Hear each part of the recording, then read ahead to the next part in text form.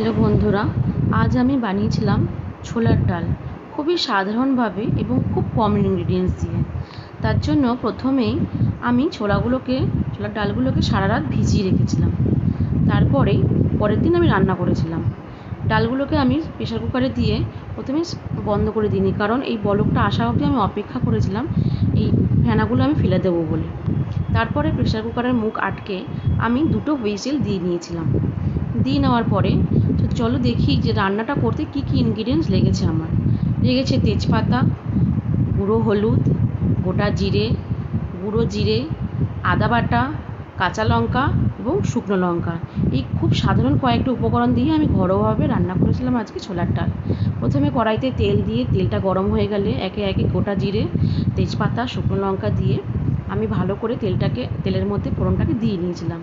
ফোড়নটাকে একটু বেশিক্ষণ ভালোভাবে ভাজতে হবে, কারণ যতক্ষণ না ফোড়নের গন্ধটা বেরোচ্ছে ততক্ষণ আমি একটু নাড়াচাড়া করে নিয়েছিলাম।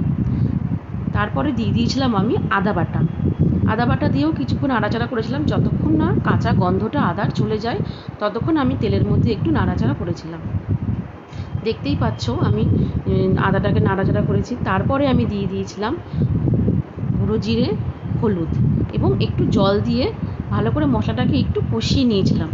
যতক্ষণ না মশলার কাঁচা গন্ধগুলো যাচ্ছে ততক্ষণ একটু কষিয়ে নিয়ে তারপর আমি দিয়ে দিয়েছিলাম ডাল।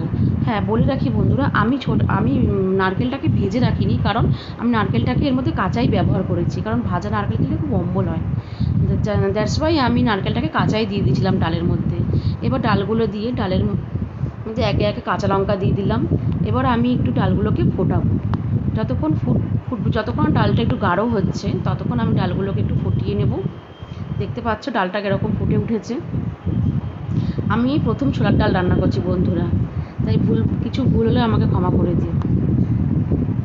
তারপরে আমি নামানোর আগে দিয়ে দিয়েছিলাম একটু গুঁড়ো গরম মশলা এবং ঘি দিয়ে কিছুক্ষণ নাড়াচাড়া করে তারপরে আমি এটাকে বন্ধ করে দিয়েছিলাম, যাতে ঘি এবং গরম মশলার গন্ধটা একটু থাকে।